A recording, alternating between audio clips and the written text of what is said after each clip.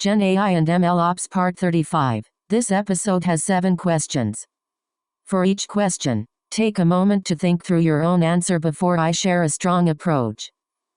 Question 1. How do you use pub or sub in ML systems? Here's a strong way to approach it. Pub or sub can trigger event-driven pipelines, stream prediction requests, decouple producers and consumers, and support asynchronous inference workflows. It is useful when workloads need buffering, retries, and scalable processing. Design idempotent consumers and dead letter handling for reliability. Nice. Let's continue. Question 2. Scenario. An async inference pipeline using pub or sub is producing duplicate predictions. How would you fix it? Here's a strong way to approach it. Pub or sub can deliver messages more than once, so consumers must be idempotent. Use message IDs, request IDs, output deduplication keys, and transactional rights where possible. Also review ACK deadlines, retries, dead letter topics, and downstream failure behavior. Great. Moving on.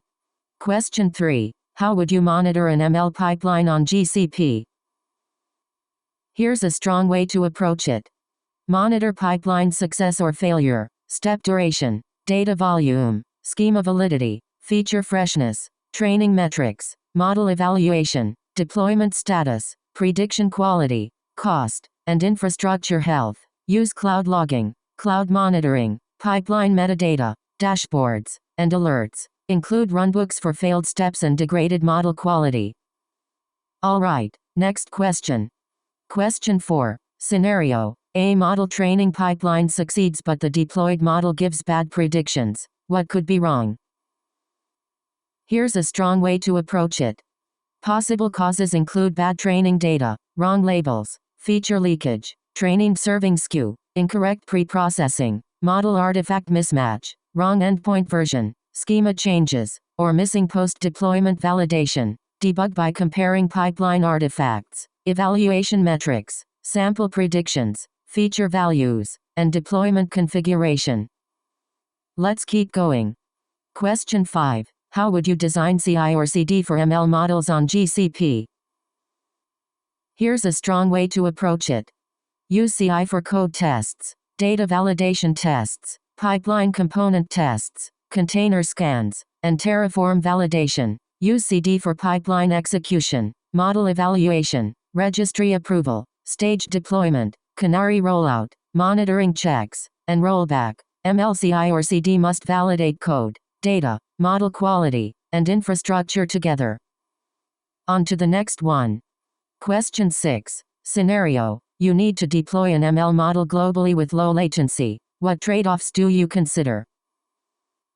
Here's a strong way to approach it.